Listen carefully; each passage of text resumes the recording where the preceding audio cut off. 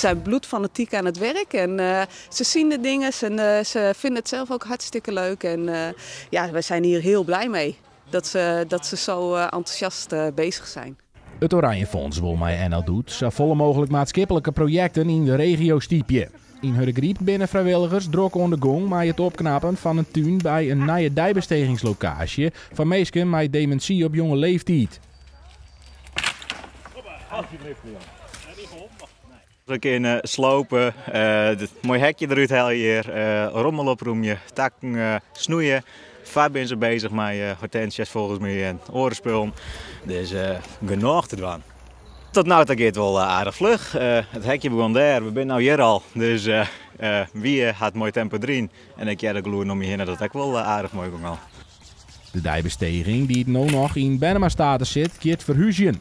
Zo hebben cliënten haast een bredere dijbesteging. Je doet een mooi aan de maatschappij. Je hebt nog het gevoel dat je aan het werk bent. En voor nu is het zo dat ze met de taxi hierheen gaan en dan ga je naar het werk daar. En je komt weer om van je werk. Dus je hebt echt het gevoel dat je nog mooi doet. En dat is juist heel belangrijk. Omdat de verbouwing een soort yield kost, is door de breedte tegenwies mij alle help. Daarnaast is er ook een crowdfunding voor de verbouwing opzet.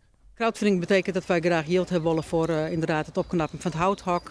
Dat we onze keramiekoven kennen en zodat onze bewoners hier echt een hele mooie dag maaien kunnen. En dus goed, creatief, maar ik leuk bezig wezen. Zinvol bezig wezen, daar gaat het om. We hopen ver te komen vandaag, maar we zijn er nog lang niet. Dus er moet nog heel veel gebeuren. We hopen dat dit een goede start is voor de rest van het tuinonderhoud.